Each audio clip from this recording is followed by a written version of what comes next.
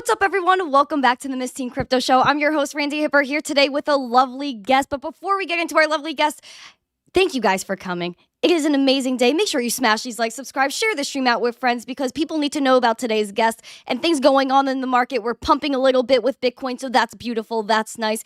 And it's also so nice of Zero Dune to send me a $5 super chat saying, let's start it positive because we need positivity in our lives, fam. This is a crucial time and a pivotal time in history, and I'm happy to be here talking about it with none other than Mike Alfred. Welcome to the show. How are you? Good. How are you? It's great to be here. I'm great. I'm so happy to be here with you. You're a resilient individual. I know we were talking a little bit pre-show, but you've been through a lot. You're very independent, which I know I told you last time is really amazing because you step out of like the matrix a little bit, which is what we've been talking about, I guess, in the world for a little bit now, the past year. But I wanted to ask you, like, how's life for you? How has this bear market been treating you? Are you doing all right? Yeah, life's amazing. Yeah, it's funny. Somebody that I know from like another part of my life texted me last year at one point and was like, "Are you okay?" Because he saw that Bitcoin was down, and I guess he doesn't realize that like I own a lot of value stocks, right? And I invest in private companies and do other stuff, right? Like Bitcoin isn't the only thing going on, and even so, like if you don't sell and you just buy more every cycle, you do fine. But yeah, everything's going great personally. I mean, I just had my first baby, a daughter, 39 days ago, which was a really big milestone. Personally, something I've always wanted to do, but it took me until I was over 40 to really be ready, right? And I think it's an individual decision, right? There's a lot That's of okay. pressure from parents. There's a lot of pressure from friends, and as you get older too, you feel like a natural impetus maybe. But for me, it kind of happened at the right time, and I was really ready to accept this little bundle of joy into our lives. So that's a big one. I also gave birth. So my wife gave birth to the baby, but I gave birth to a hedge fund in January called Alpine Fox LP, and Whoa. I've been running it for, I guess, this last week was sort of like the first full trading quarter because the fund launched on January 24th. But needless to say, it's gone, it's exceeded expectations on a number of levels for me in terms of not only how much I enjoy the work, but also just the pure performance of the fund so far relative to any sort of relevant benchmark. So feeling really good, like just trying to stay healthy. As you know, health is everything. So if you are healthy and you like work out every day, you run, you eat healthy, you can really extend your longevity in a lot of ways. And that's one of my goals because, my target investor is sort of like Carl Icahn, right? He's like Yeah. 86 or 87 years old, or Warren Buffett's in his 90s and Munger's in his 90s. And, the best investors in the world, wisdom comes with age and experience. And so being the best investor in the world at 22 is probably going to flame out. But if you aspire to be a great investor in your 30s, 40s, or 50s, it may take you 30 years, a la Icahn or Buffett, et cetera, to prove it. And so, that for me, that means I need to be 70 years old to have a track record, of 30 years from my first professional fund. And that's the key thing is like I've been managing my own money for 25 years, but I've never started a single vehicle to express my investing globally. And it's a private fund structure, so I can short, I can use Bitcoin, I can use equities, right? I can use sort of it's an unconstrained fund. There's no limits in terms of what I can trade. I own healthcare companies and biotech and biopharma and energy and consumer staples, beer, sodas, basically anywhere where I think I can get a compelling risk adjusted return across long periods of time. And it's a point to point fund, right? Like the fund has a 3-year hard lock.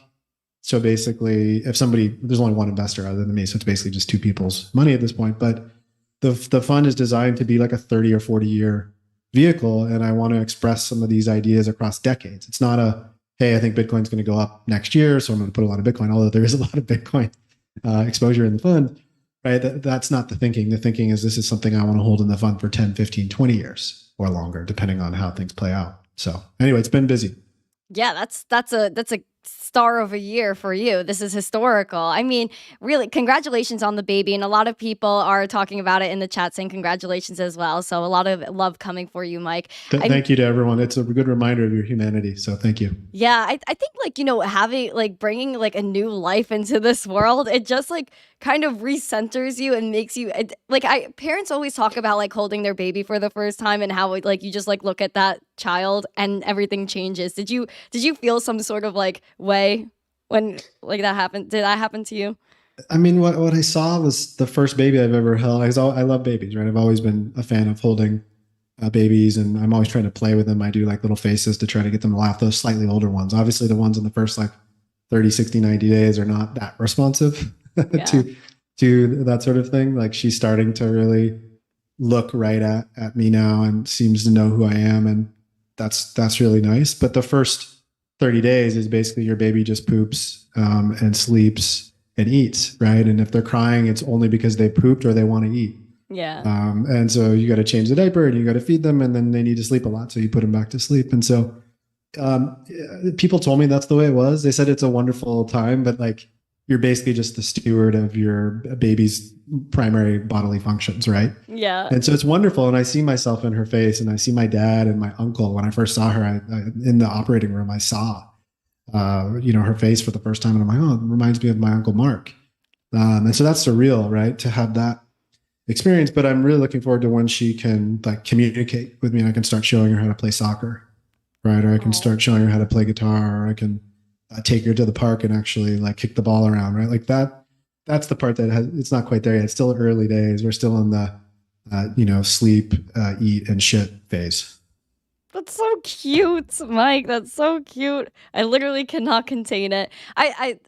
Congratulations, man. Like that's absolutely amazing. And I just like you just like talking about this experience, it just makes my heart so warm. And congratulations to you, your family. And I hope like, she like is the best soccer player on the field. And I know she will be with your backing. And you go running every day, so you'll probably take your daughter with you. And that's beautiful. I mean, you're a great role model. Like I said, you're extremely independent. So you're obviously gonna raise your child that way, and just like let them know like all the things you've been through and how you got to where you are now, because you're extremely successful. I mean, starting your own hedge fund, I mean, that's like a very, very like independent. I think you bring up a good point though, right? Because one of the biggest risks for somebody like me raising a child is to be overly prescriptive and say, hey, because I did this and I was successful doing this, this is probably the right path for you. You should play soccer, you should play guitar, you should go to Stanford, you should be interested in finance, et cetera, et cetera. And I'm trying to prepare myself mentally for the fact and the hope that she is so independent that she rejects almost all of the things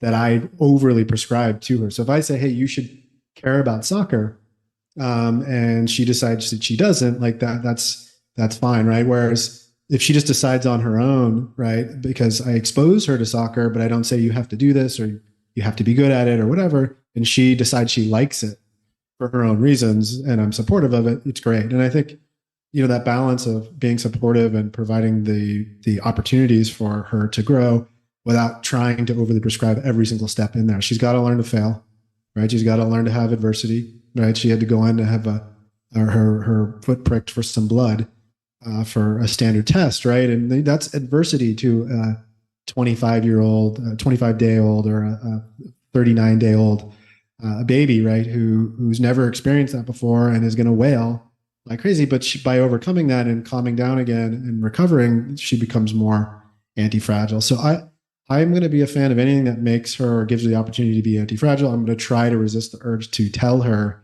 how to do things or why to do things the way I did it, or to even do any of the things that I did, unless those are things that she decides on her own that she wants to do.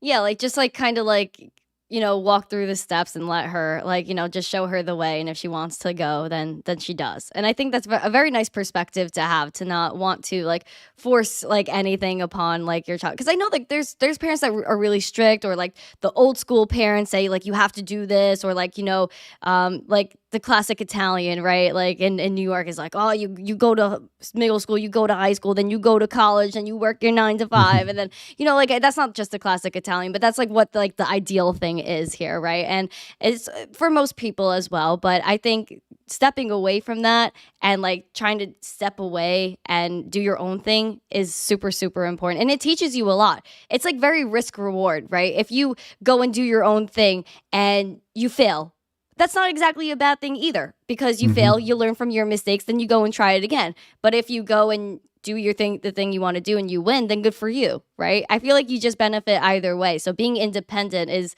very beneficial.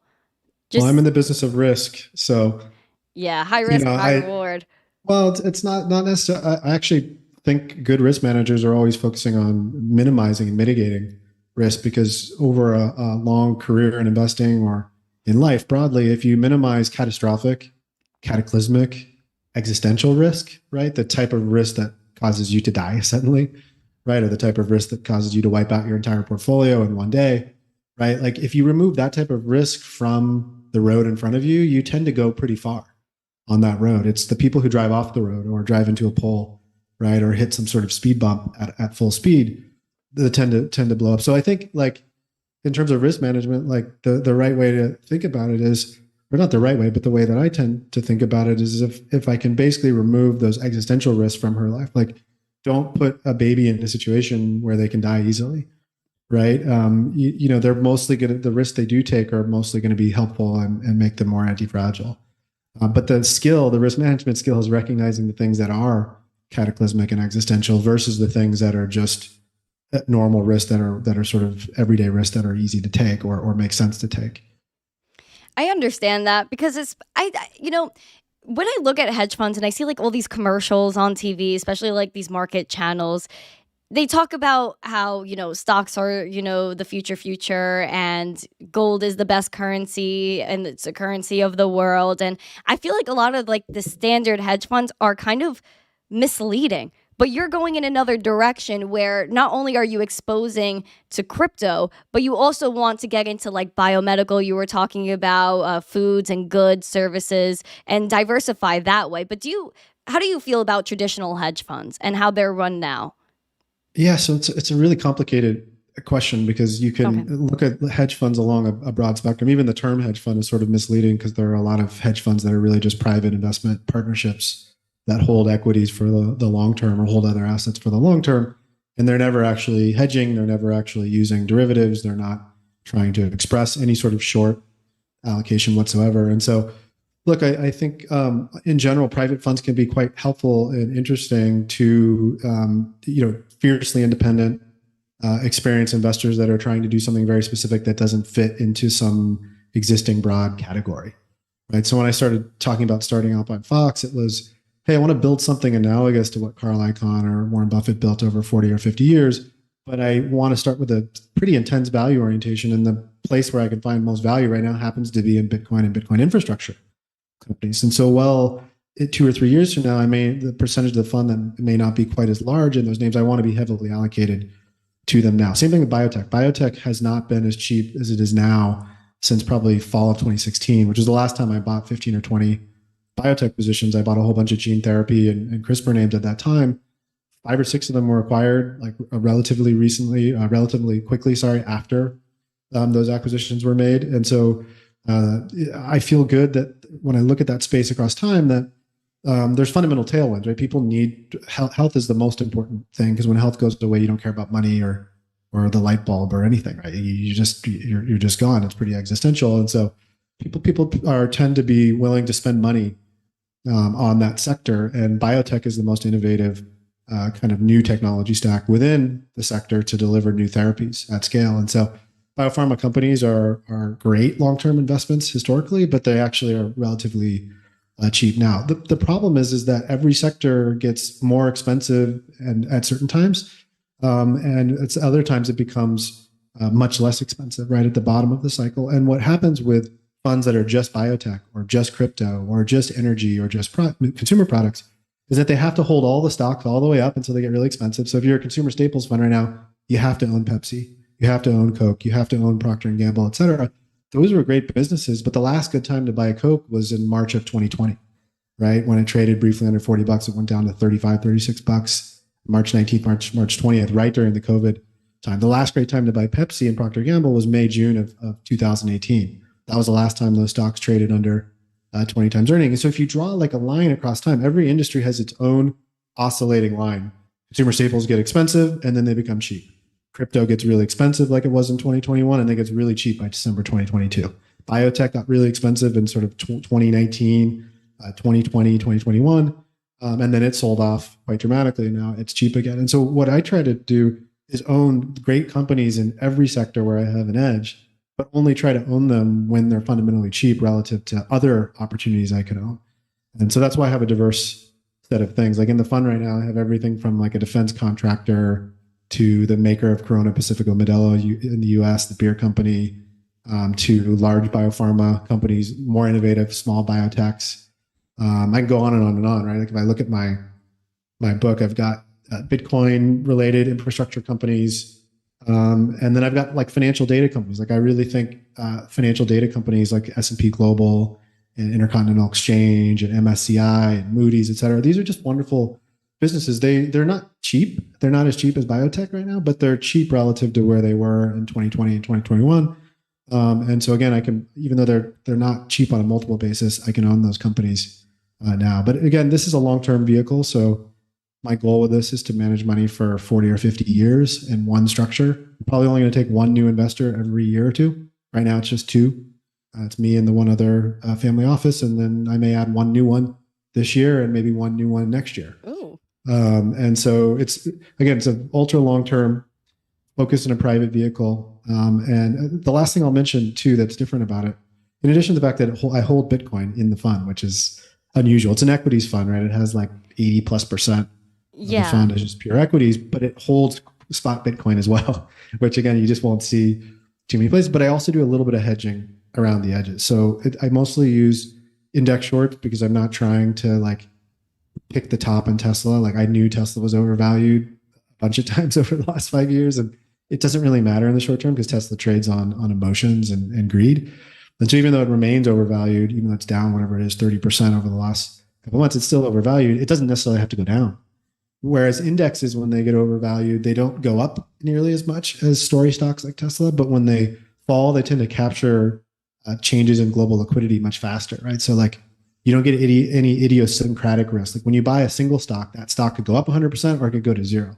When you buy an index, it could go up 100% over a long period of time, but it can't go to zero unless every constituent, all 500 plus companies in the S&P 500 would have to go to zero for the S&P to go to zero. So from a risk management standpoint, it's less risky to short an index because it can't go up forever, basically, and it always goes down. When there's macro volatility, like whereas some stocks, like if you own some value stocks, like if you think about what Buffett did from 2000, 2002, the NASDAQ was down huge, tech stocks were down big, but banks and some other real estate and value oriented sectors actually went up during that period. So if you shorted those stocks, not only did your tech stocks go down 80 or 90% between 2000 and 2002, the stocks you shorted in the other sectors actually went up. Whereas if you just shorted the NASDAQ, you captured all of the downturn. Or if you captured the S&P, you captured the entire downturn, and it provides protection on the portfolio. I mean, you mentioned like stocks, like you want to hold your stocks now so that way they could return to their all-time highs or their highs of 2020 when there was like a lot of money printing going on. And people are saying like, a lot of money printing, of course, the market's going to go up because there's more liquidity. But do you think that we're going to have more money printing going on to an extent where like people are getting stimulus types things again in order for the market to really bounce like that? Or is it just you think like the stock market's going to bounce back over time? Because I feel like we're just in this really weird point where bank stocks are crashing. So many things are happening that just don't seem to make sense anymore. Yeah, I mean, I think liquidity has gone up, right? Candidly. So like because of Silicon Valley Bank and First Republic and the bailout of Credit Suisse, right? Like that whole thing in Switzerland, like basically the central banks have said, we're going to backstop the whole system. So it's not just an implied put, it's basically an explicit put on the whole system. And so it's going to be hard, even though all the macro doomers on Twitter and all the commentators on CNBC are calling for basically the most anticipated recession in human history. I mean, basically for years now, people have been saying there's going to be this huge recession. And obviously we delayed it, right? The Fed delayed it, the Treasury delayed it by basically stimulus and ZERP and QE and all the tools they use to basically make money cheap. It's artificial, right? It artificially inflates the value of assets. That's true. I don't see that ending necessarily in the short term, even with slightly higher rates, just because the Fed has no ability to actually shrink its balance sheet, because every time it tries to raise rates while shrinking its balance sheet, they blow something up, like the banking system in this case. So they can't go too hard at it. Right? Maybe they do another 25 bips in May, and then maybe there's one more 25 bip raise this year. But stocks can still go up. And again, I don't ever go long indexes. I don't care. I don't want to own long beta. I want to own idiosyncratic stuff. So things that I think like Bitcoin miners that can go up even if the S&P goes down. In fact, over the last since the fund started, the S&P's up something like 2.5 or 3%, and the fund's up well over 20%, closer to 25%. In that period, because it's not tethered. Those companies don't care about the S&P. Those companies care about the price of Bitcoin. When the price of Bitcoin goes up, those companies go up, and on a levered basis, and they're not necessarily correlated with the S&P. I think a lot of new participants in markets that come into crypto, because they were around since 2020, and there was a high correlation in that period between Bitcoin and the S&P, that now everybody believes for the life of Bitcoin that Bitcoin's always been correlated. That's actually not the case. No. If you look at the life of Bitcoin, in the vast majority of previously measured periods, Bitcoin had no or a negative correlation to the S&P. And so on a point-to-point basis over the next 2 years, Bitcoin is the best asset in the world to own from a risk management standpoint as well, because it's an asset that can't go to zero very easily, right? It's distributed like the internet. It'd be like shorting HTTP or shorting the internet itself in 2000. Like, yes, you're right that internet stocks were going to go down, but it was dumb to short the internet. You should have been long the internet, because over 20 years, the internet became the most powerful economic force basically in human history, reshaped every industry. The biggest companies in the world are now mostly companies that came up on the internet or leverage the internet as software providers to get bigger. The same thing's about to happen with Bitcoin over the next 20 years. Bitcoin is just the internet of money. It's just money on top of the internet rails. And so over the next 20 years, as it grows, all of the infrastructure providers, all the companies that come up in Bitcoin will be bolstered by it. And so the S&P is sort of irrelevant to me, which is why I like to use it as a dumb hedge. I like to short the S&P. I like to hold stocks long against that. And so far that's working really well, because when the S&P goes down recently, a lot of days, the Bitcoin's actually going up. And Bitcoin miners are going up in some cases more than Bitcoin. Even GBTC this year is beating Bitcoin. It's a derivative of Bitcoin, but it trades at a discount to the underlying Bitcoin that are held in the fund. I don't necessarily recommend that over Bitcoin, but as a trade, right, as a way to get additional exposure for a fund that has limits maybe on how much spot Bitcoin that it can hold based on its mandate or based on its custodians or providers, it's another way to get sort of synthetic exposure to Bitcoin. So I think over the next 2 to 3 years, you're not going to beat that type of strategy. I'm not saying over 6 years, like in 2026, there could be a drawdown though again, and Bitcoin can go down 60%. Yeah. Right. And so you could be up 3x, 5x from here, and then you could be down 60, 70% again. And then the cycle will rinse and repeat. But if you're smart and tactical about it, you can actually recognize some of those gains over that period. And again, part of the way that I do that is I don't just own Bitcoin. I also own healthcare. I also own energy. I also own staples. And so whatever is cheapest when Bitcoin's really hot again, like 2025, I'll be using some of the return from holding Bitcoin relative to USD, and I'll be shuttling it into energy, into consumer staples, into healthcare, into high dividend pairs. There's this one company called Icon Enterprise. Actually, Carl Icon's vehicle is one of my, he's a legend of investing, one of my idols for what I'm doing at Alpine Fox. I own like 38,500 shares of IEP. I'd like to own, just in the fund, I'd like to own like 500,000 shares of IEP, because it pays a 15+% distribution every year, which is a return of principal. So there's actually no taxes on those distributions until you get all of your principal back, which at the current 15% takes a little less than 7 years. And so for 5-6 years, you're just getting basically a tax deferred 15% yield. That's like a bond, except it's a better paying bond that has equity-like characteristics, because Carl Icahn also has a book of stocks, right? He also has a book of wholly owned businesses. Those businesses grow and they spin off earnings if they're well run. And so there's some embedded growth that you don't get when you hold a bond. Like if you buy a treasury right now, 5%, I would argue IEP at 15% is vastly superior. And so that's my bond-like exposure. Now that's an equity, so it's a limited partnership. It's got an equity instrument. The ticker is IEP. That instrument could go down, right? If Carl Icahn dies, it could fall 10% in a day, right? If it turns out that they can't pay $8 a year because they have a bad year in their hedge book, or one of their large businesses is all of a sudden not profitable.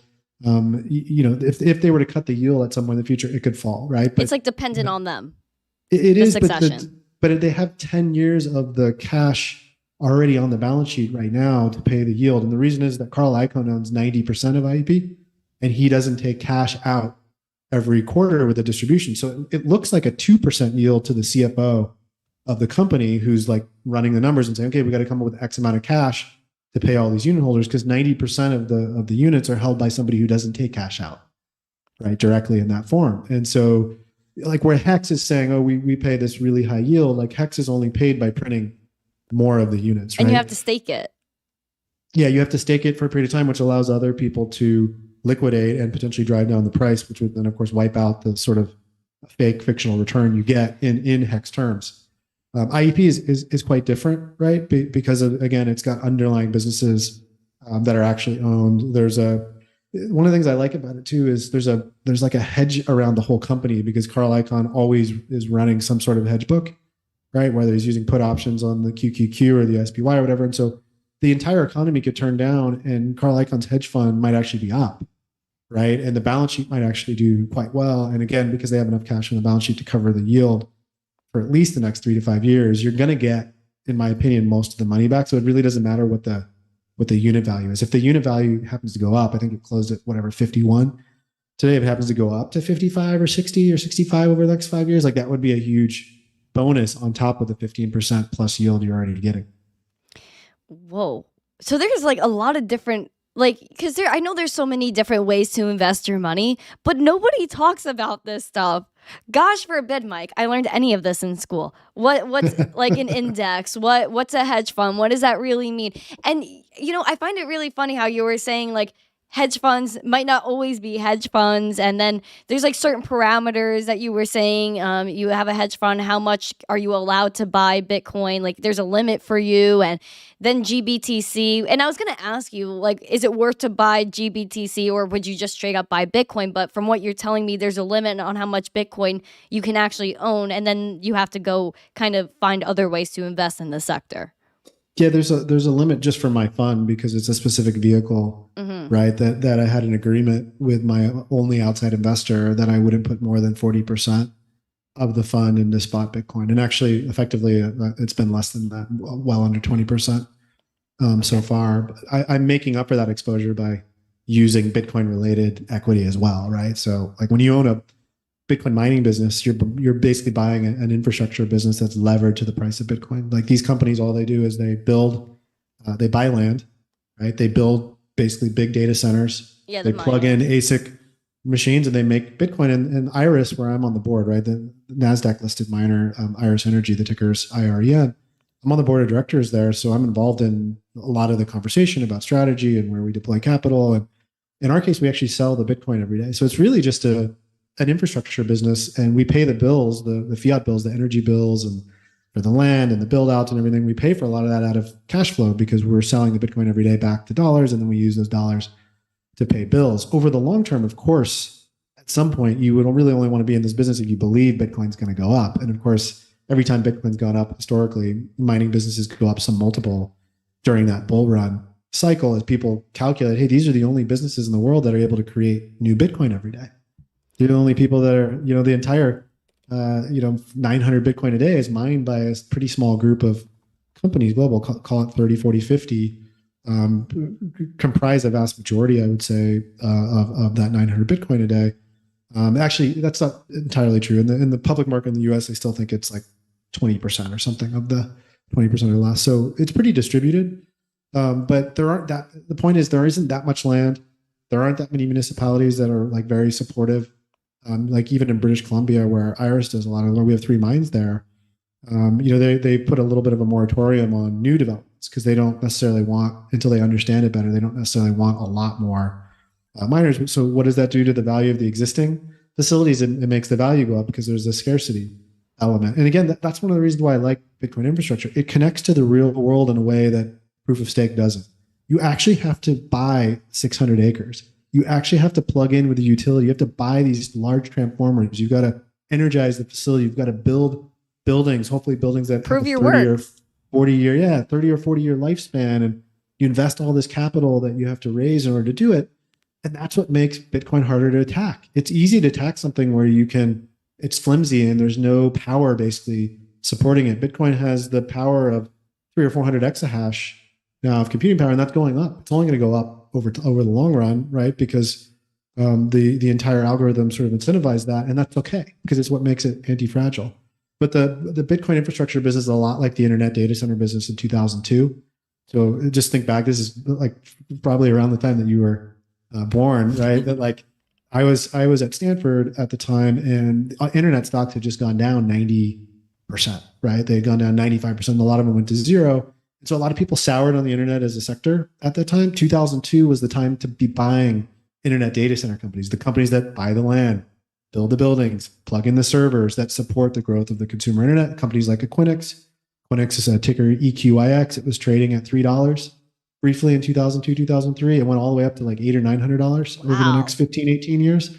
That's the type of upside opportunity for high quality infrastructure providers in an emerging category of infrastructure. So like, again, because there's a limit to how many facilities you can build, there's a limit to how much power you can devote to it. And because the hash rate is going up so much, you have to get larger and larger over time in order to be competitive. Otherwise, you just won't win any blocks, even in a pool, right? Because most of the miners are pooling their hash power to optimize, right? And to sort of de-risk the probabilities and the odds that they're going to win a given block, right? By pooling, you basically bring down the variance in the outcomes over time. But anyway, long story short, I'm very bullish on that space. I own 3 million shares of a couple of the public, 3 million plus of two of the large public miners in the US. And, I think those are going to be great businesses over the next 20 years. It's not a like year investment, although I do think they will do quite well over the next 2 years.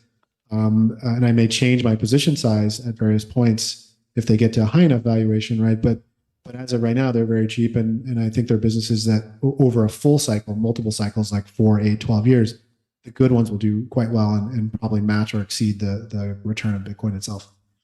No, I could agree with that because, of course, people would fade something like even Amazon or Apple when it was super cheap and they were like, oh, Amazon sucks, Apple sucks, I'm not going to invest in that. And then all of a sudden, Apple creates the next wave of really smartphones and then computers and social media, really. So and then everyone wants Apple, right? And now it's a staple stock, just like Google and all these other things. So I think you're correct. I think maybe less down the line in terms of years, 5 years or less, you're going to see these Bitcoin companies soar in the stock market and outperform many stocks. And maybe it'll be like a crypto sector instead of like the tech sector and trying to tie it in with that, which I don't understand why they try to do that. The important thing to keep in mind, if you have a long enough time frame, is that these trends take a long time to play out. I drove a Tesla for the first time in like 2008 or 2009. I was one of the first 4 Teslas in San Diego County at the time. When I drove it, it's my buddies, one of my friends from a business group.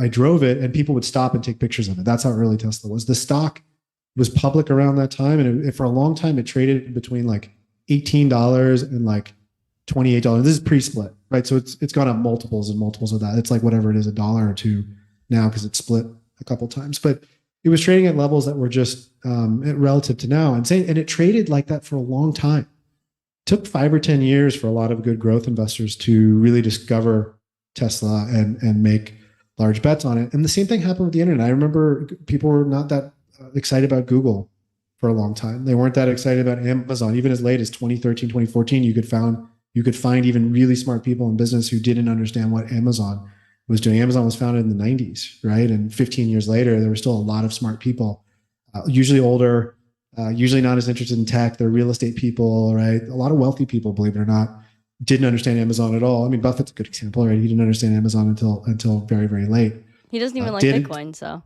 He doesn't, but he got Apple. He just got Apple 30 years after it was founded, right? So the point is these things take a long time. And so once you've identified an important trend, you shouldn't be so concerned that other people understand it quickly because they won't. People didn't like Google for years. I remember arguing with people in 2008, 2009, 2010 about Google. It went public in like 2004. And there were still intense bears after the last big, great financial crisis about Google and whether it was really a good business model. Now it's sort of consensus along with Microsoft and Apple and Netflix and some of these other companies that like everybody has to own. Which is part of why I don't own them in the fund, because I think that relative to expectations, they're doing exactly what you'd expect, but they're not going to exceed expectations over the next 10 years because everybody already knows they're good businesses. I want to buy things like those businesses 10 or 15 years ago when, people be early. Yeah, you have to get exceptional returns. You have to see the future a little bit before consensus and before the market, and then you have to be willing to allocate big. It is not popular to own 3 million shares of a Bitcoin miner that has gone down 80% over the last 12 months, right? In December and January, these companies were trading like they were going to zero. Last time I saw something remotely like that was natural gas stocks in February and March of 2020 going into COVID. Antero Resources traded at 60 cents. It went from 60 cents to $40. The balance sheet was fine the whole time. They had a couple $1 billion of hedges on their book and they didn't have that much debt, but the market treated it like it was going to be zero. Like no one would ever use natural gas again.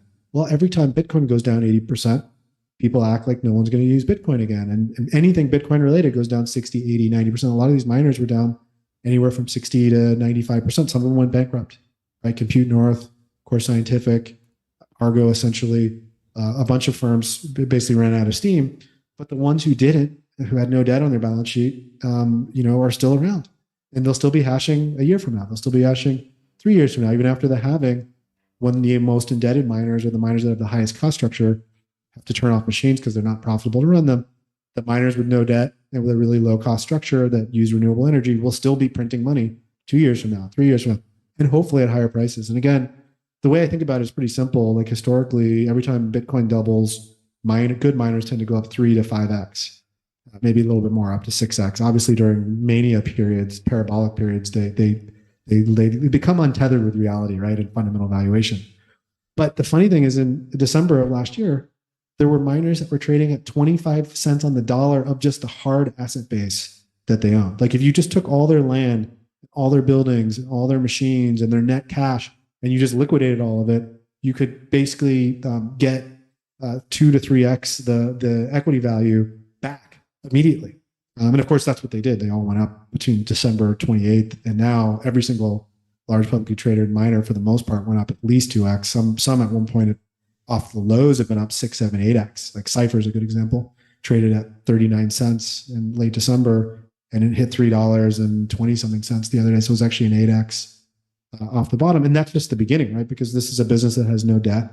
This is a business that has a huge growth profile. It's completely levered to Bitcoin. So if Bitcoin goes up over time, Cypher is going to go up. And again, you could buy it for less than the hard asset value in December. So that's margin of safety investing. That's actually classic Buffett.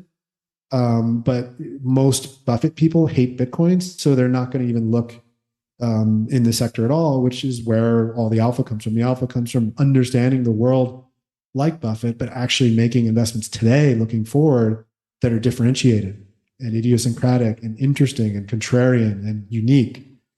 Buying Apple, Microsoft, and Google and putting in a portfolio right now, you might do okay. You might make 6 or 8% over the next decade CAGRs, but you're not going to make 20% CAGRs. You're not going to do 25%. You're not going to do anything that historically looks anything like Icahn or Buffett buying the things that everybody already knows are great today. Again, nothing wrong with those businesses. If your entire portfolio is Microsoft, Apple, Facebook, and Netflix, like you're not unhappy, especially if you've held that positioning for 10 plus years. But from here looking forward, that's a consensus portfolio. It's the thing that everybody already knows is going to work. It's the thing that's safe. And so it may do fine, but it won't be exceptional. Yeah, I really like how you look toward the future. I think that's a really key thing because, again, like you're kind of saying, people look at like what's right in front of them. Okay, Amazon's right here, Google's right here, Facebook, Meta, whatever it is now is right here. Okay, let me go throw my money in that. And yeah, that's okay.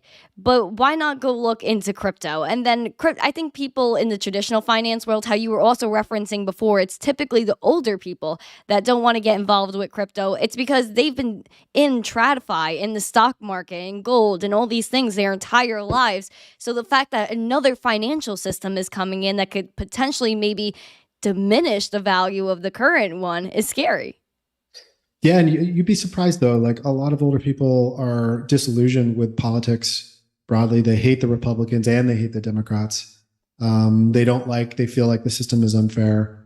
They think that the government prints too much money, the government's too wasteful, et cetera. And so you find a surprising amount of interest in people with an open mind if you explain to them how Bitcoin is the antithesis of all of that, all the shenanigans of central banks and governments, money printing, debt, QE, you name it, like anything that they're doing to essentially manipulate the value of assets, which they sort of need to do because the fiat system is fundamentally bankrupt, right? Like the Federal Reserve is fundamentally bankrupt. A lot of the banks, if they had to mark all of the assets on their balance sheet to market, like I do every day at my hedge fund, I get a mark to market every minute, right? I get a mark to market at the end of the day, I get a mark to market at the end of the month and then the quarter.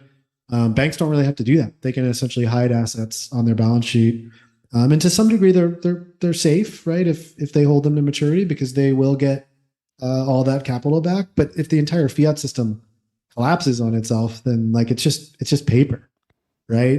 Gold is real money. Like gold's outlasted pretty much every fiat currency in history. I think Bitcoin will outlast all of it because it's something. It's like air essentially. Once it's in existence, like the internet. Once it's in existence, it becomes too decentralized to kill it. Like China tried to kill the internet. It tried to kill U.S. internet companies by saying, "Hey, you can't use Google and Facebook in China," but they can't stop us as Americans from using Facebook and Google. Right? They tried to stop Bitcoin in China. They thought, "Oh, we will shut off all the mining machines. That'll stop Bitcoin." Nope.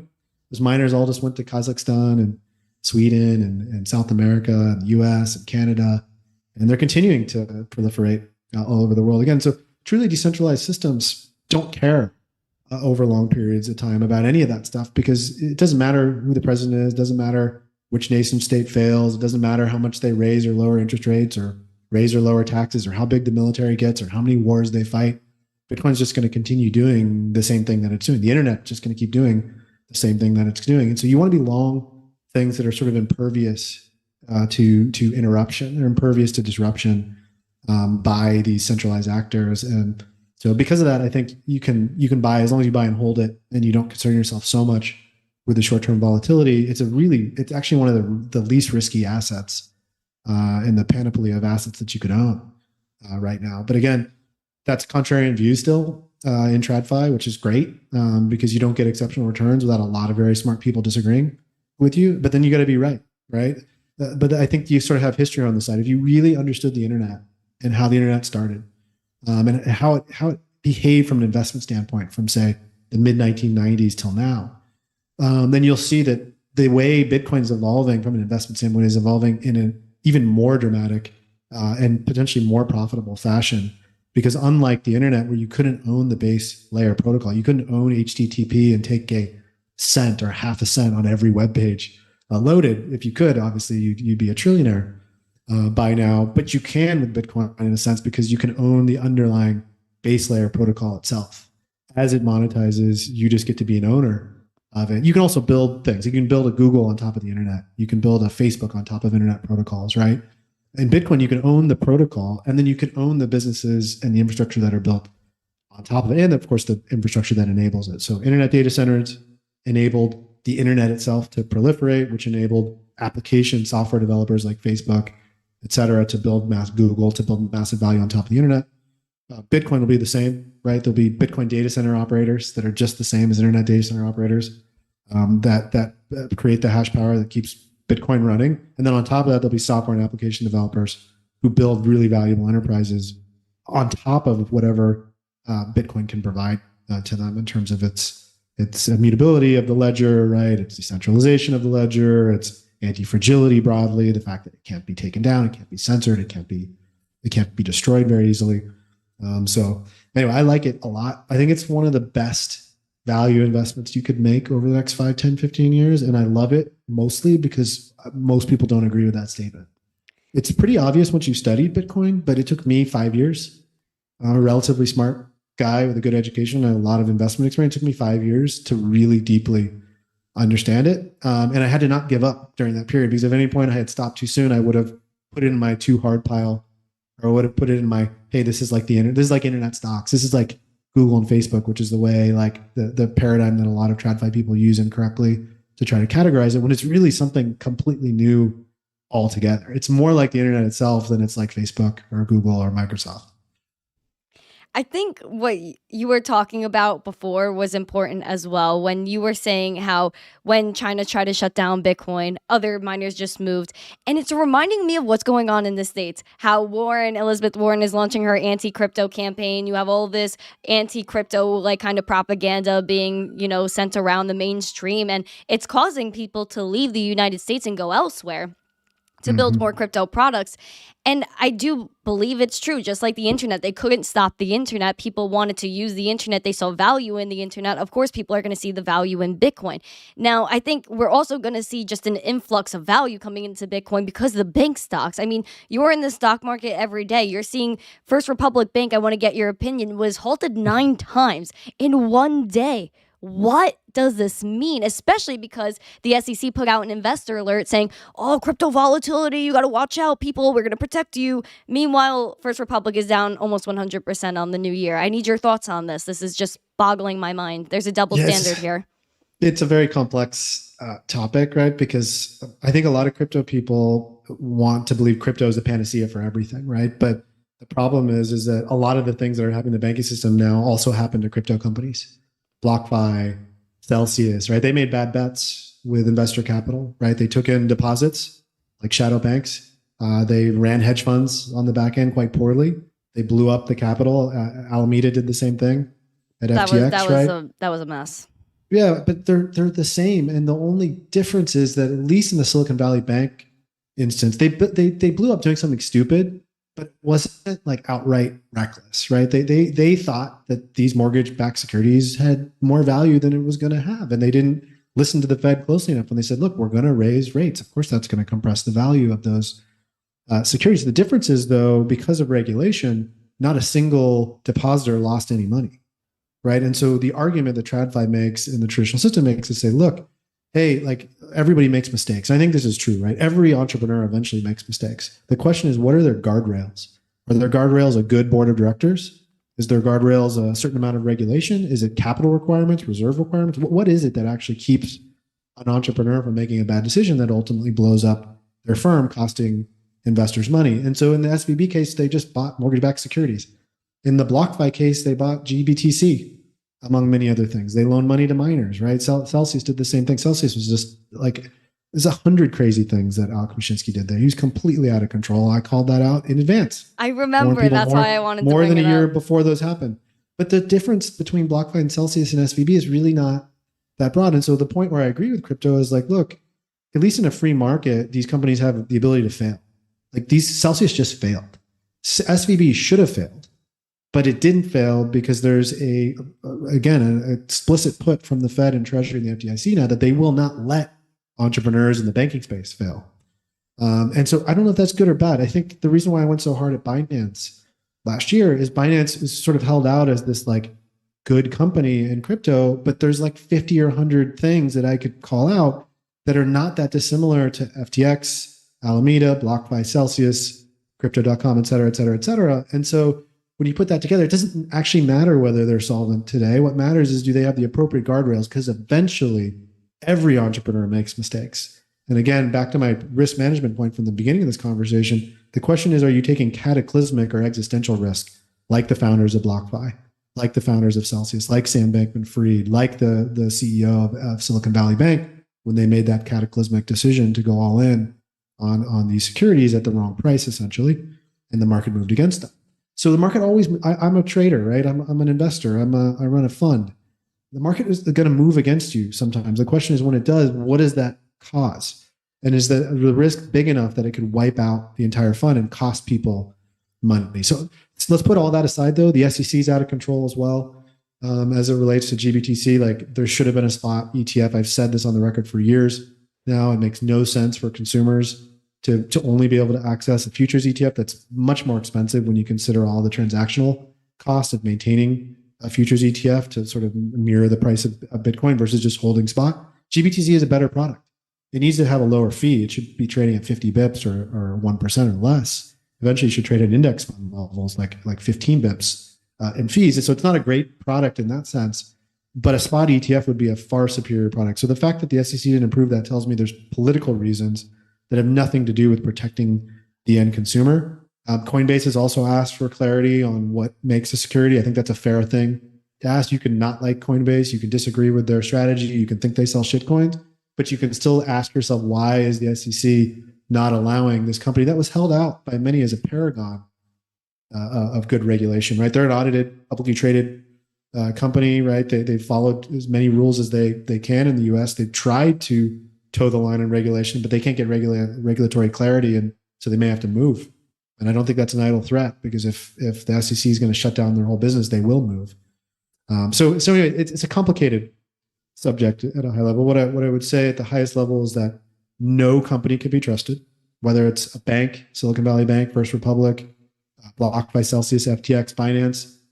At their core, they're all the same. They're run by a brain, whether it's a board of directors, which Binance doesn't have one, by the way. At least those other companies all had boards. Some of them were derelict in their duty, like at FTX or Celsius, where it's unclear what those board members actually did. Because I'm on a bunch of boards, including a public board, and I'll tell you, that's not going to happen on my watch. I'm going to say something to the CEO if I see risk management procedures that look like what I think we saw at some of these companies that collapsed. And so governance is a real thing. Like if you have skilled operators sitting on the boards of these companies, they won't blow up as frequently. But if you don't have real governance, then there's no guardrails. And so all of these companies can fail at any time. And so you as an investor, you as a Bitcoin holder, you have to ask yourself, why don't I use self-custody? Why don't I want to hold some of my assets outside of all of that system so I don't have to make a guess? Somebody like me, I've avoided all of the carnage for the most part amongst the custodians and the lenders and stuff in this space because I was deeply skeptical. But not everybody's deeply skeptical. Most people just want to make money. So if you tell them, hey, I'm going to pay you 12% on your Bitcoin, guess what? They're going to deposit their Bitcoin. If there's no regulation, no guardrails, that company on the back end will trade it like a hedge fund, trying to take advantage of the GBTC arb trade, trading Terra Luna, right? Trading DeFi protocols, trying to yield farm at scale using investor capital, funding mining businesses, crazy stuff. You can't match a liquid, immediate duration asset like the deposits from retail customers with a long duration illiquid asset like mining assets. That's what Celsius did. They took $700 million of investor capital and they loaned it to themselves, a mining business that had no liquidity. So again, basic stuff. Again, it's funny because we can call out Alex Mashinsky's craziness in terms of his duration mismatch issues at Celsius, but then at the same time, Silicon Valley Bank is a regulated FDIC chartered bank in the US that was held out as a high quality bank just a year ago, just 6 months ago by Wall Street analysts that had buy ratings on it. Nobody talks about that. So look, anything can fail. It doesn't matter whether it's a crypto company, doesn't matter whether it's a regulated institution, it doesn't matter whether it's public or private. Any enterprise can fail. And so your job as investors is to assess the likelihood that they're going to fail. And again, why I went hard at Binance, the market's expectations of how well run of a company that was were completely at odds with the reality of a company that's basically being run like a third grader would run it, right? Like hiding from all responsibility, no board, no stated executives, no CFO, right? No reporting, no audit, no regular financials, right? This is not something you want to see in a $50 or $100 billion company unless you want to see retail investors lose all their money eventually. Not saying now, but eventually companies like that blow up. Whoa, that's a bold, Mike. But I know you're a bold person. I know you guys in the chat are bold people. We basically have 100 people in here. Let's make sure we get 100 likes. Like we have 82 likes and we have so many people entering the poll. We have 115 votes. Friends, share some love out here for Mike and his wisdom. Smash these likes. Let's get to 100 likes. Please, pretty please. I want to ask you, Mike, the banking system we just talked about, there's turmoil everywhere. People want to have a safe haven for their funds. You were just talking about self-custody. It's something I preach every single day of the week. How do you feel about the future of Bitcoin cryptocurrency? I think in the next year, because this is a pivotal time in history. Like we're seeing bank runs everywhere. First Republic lost 40% of its deposits within the first quarter alone. So we don't even know what's happening during the second quarter and what's going to happen throughout the rest of the year. People are going to flock to Bitcoin. Do you feel the same? Do you think peer-to-peer transactions are going to pick up? Decentralized exchanges are going to pick up? I just want to feel your vibes here.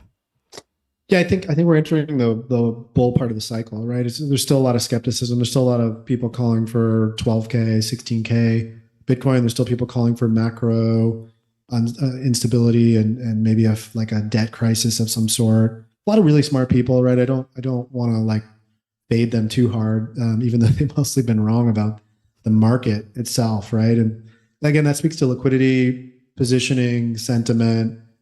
When people are this negative and that everybody's expecting a recession, it's hard to get a big drawdown. It's just a paradoxical part of markets that if everybody's positioned on one side of the boat tends to go the other side. And so paradoxically, when everybody's too bearish, the market tends to go up. It tends to defy and basically put the most amount of people in pain. And I think I've assessed that pretty accurately this year. Over the last couple months in particular, I've gone pretty hard at some of the bears. I'd like to make fun of them on Twitter because they're posting things that the market's already priced in. They're posting in things we already know and then they expect the market to go down. And that's not the way the market works. The market moves based on differences between expectations and what actually happens. And the problem is expectations got so negative over the last year, rightly so, because in 2021, crypto, SPACs, meme stocks, tech stocks, everything was wildly overvalued, something I've been talking about for 3 or 4 years now, particularly during the COVID period when that mania was going on, when Zoom traded at $550. I was sort of like, this is insane. Like, people are going to lose their ass. And for the most part, anybody who bought the Cathie Wood ARC story or bought the Innovation Forever story, like permanently high plateau, there's innovation is everything and value stocks are worthless. That was literally the time to buy value stocks and short any of those things. And that correctly priced in higher rates. We had like 30 or 40 years of irresponsibly low rates. Like, if you look at the long-term trend of rates since the late 70s, it's down. And money got so cheap over the last 5 or 10 years that it basically pumped everything. I think what we're seeing now as rates go up is that the market's starting to be more discerning. They want to own quality assets. It's not to say that the market won't pay more for good companies. It's just saying they want to pay more for high quality companies that are trading at a discount to whatever the longer term value should be.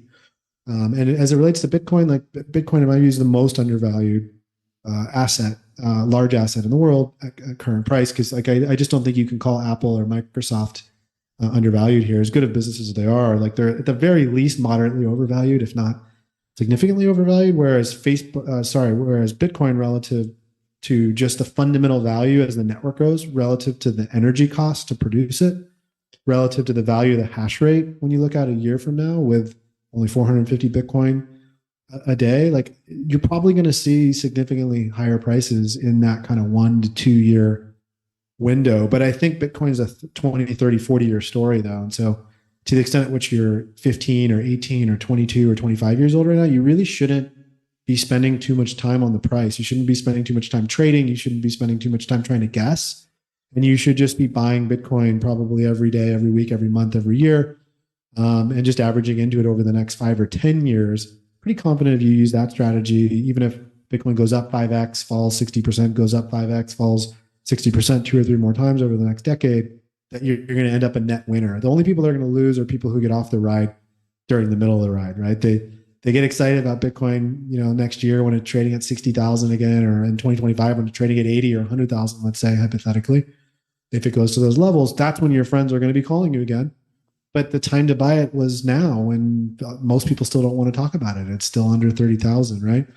But then if it goes to 100 or 150,000, it could fall all the way back down to 60 again, right? And 60 will be the new 20 or 16, right? And every few years that'll happen. And so dollar cost averaging is a good way to make sure that you just have exposure to the whole move, irrespective of the short-term volatility. Because the short-term volatility, for the most part, is not going to help you as an individual make money, unless you're a highly skilled trader, and the vast majority of people aren't. And even the highly skilled traders, they get whipsawed out of positions all the time. Just this week, every trader I followed, every chart technician I followed told you Bitcoin was going back to 25,000.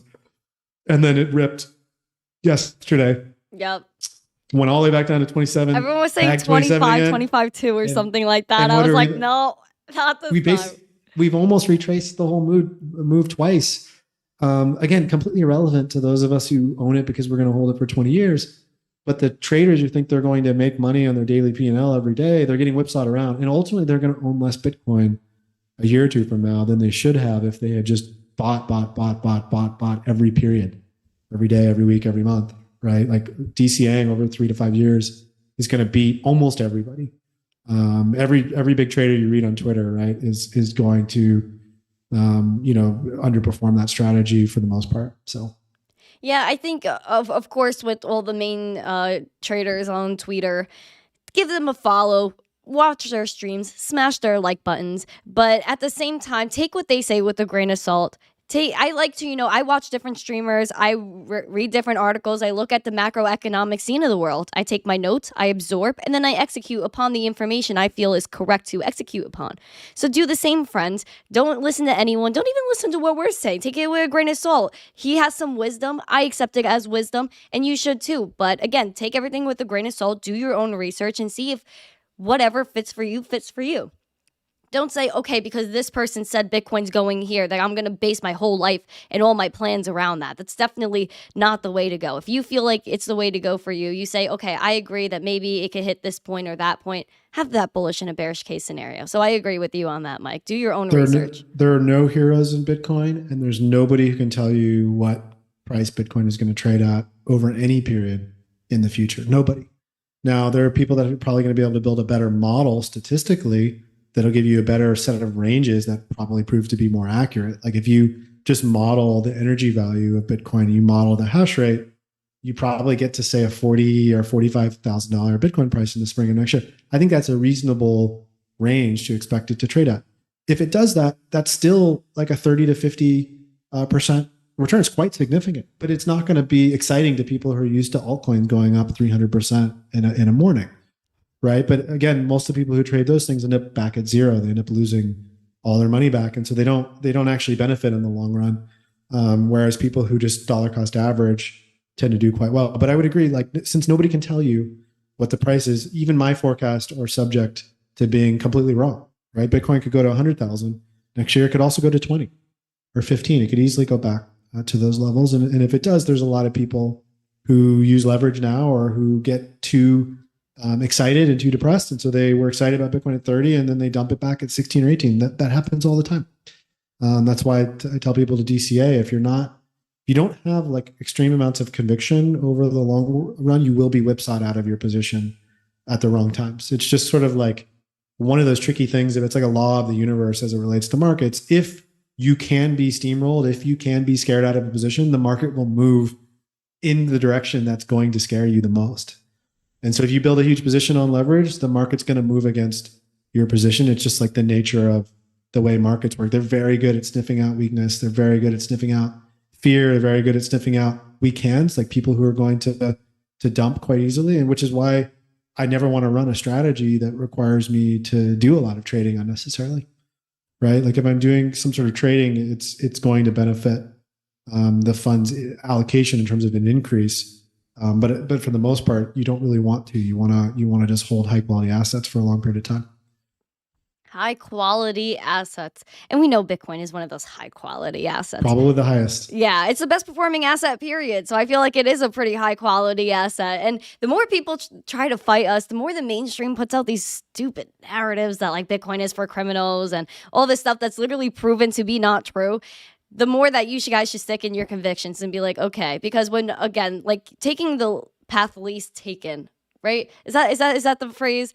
Going down the path least taken, I think is something that, of course, is beneficial on both ends. You make a mistake, you learn. But if not, then you're a winner. And I think you're a winner either way, in my opinion. But I do think Bitcoin, of course, is inevitable. We're going to need something that's decentralized. People are going to want something that they can spend whenever they want because we also have CBDCs incoming. And it's a horrible thing to talk about. And I hate bringing it up, but it's something that's so relevant and things that we need to educate people on. It's something that's not crypto, that's not permissionless, something that watches every single thing you do, or something that's the complete opposite of that, like Bitcoin, that's free and you're able to transact when, where you want, to whoever you want, no matter where they are in the world. So beautiful, beautiful things happening here in the space. And we're a part of a beautiful revolution. It's a peaceful revolution, as Mike was referring to before. You know, there's many wars fought to maintain fiat and its dominance, but all you need with Bitcoin is an internet connection. All you need is just people continuing to interact with the network, and we will keep on going with it. And Mike, thank you so much for sharing everything. Where can everyone find you? And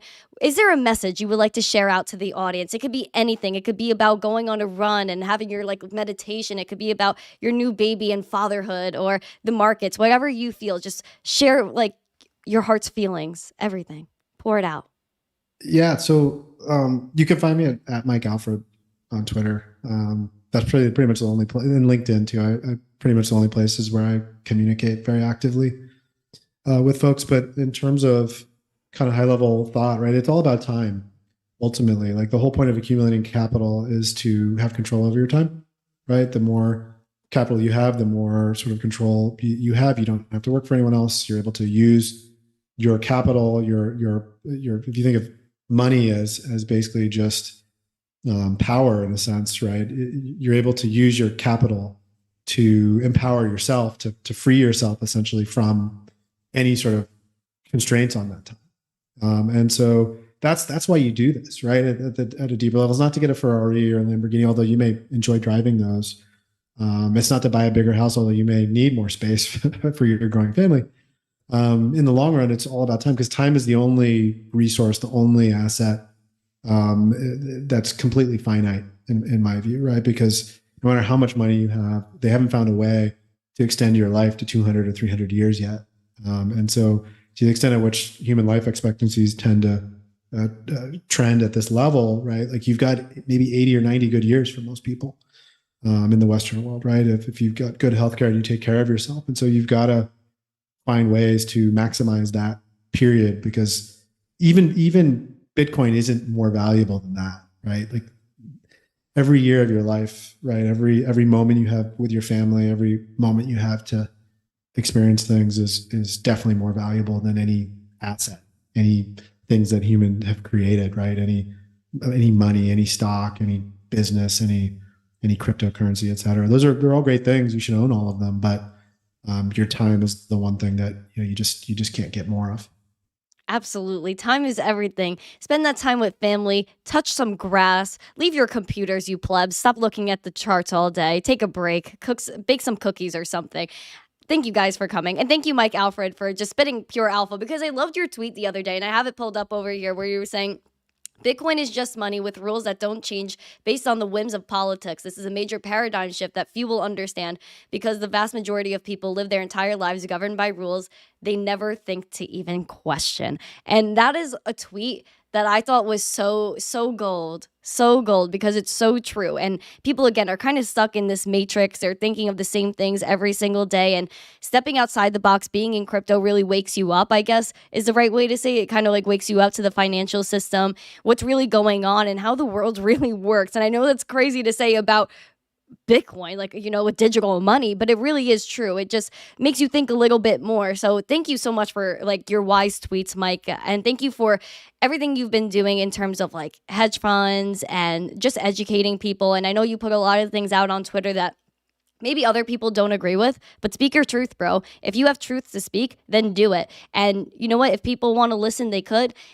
And if they don't, then maybe that's on them in the future, right? I think what you're doing is great. Please keep being you, Mike. That's like basically what I'm trying to say. Keep being you, keep staying confident, and put out information you feel like people need to know about. And that's the whole point of free speech, right? And that's what Elon's trying to do at Twitter, is to allow us to continue, share thoughts, and make sure other people are educated. So thank you for educating us, Mike. Thank you, everyone in the chat, for coming. I appreciate every single one of you. We did hit over 100 likes, so thank you. I appreciate you guys. Again, make sure you smash these likes, subscribe, share the stream out with friends, and comment after this is over how you feel about Bitcoin, how you feel about the TradFi system. Do you think Bitcoin is going to moon and the TradFi system is going to crumble? Or do you think we're going to be okay and the TradFi system is going to continue floating on? Let me know how you guys feel about the situation. Have a great day. I will see you guys next week on Monday for the Daily Zest. Have a great day. And as always, stay zesty. Peace.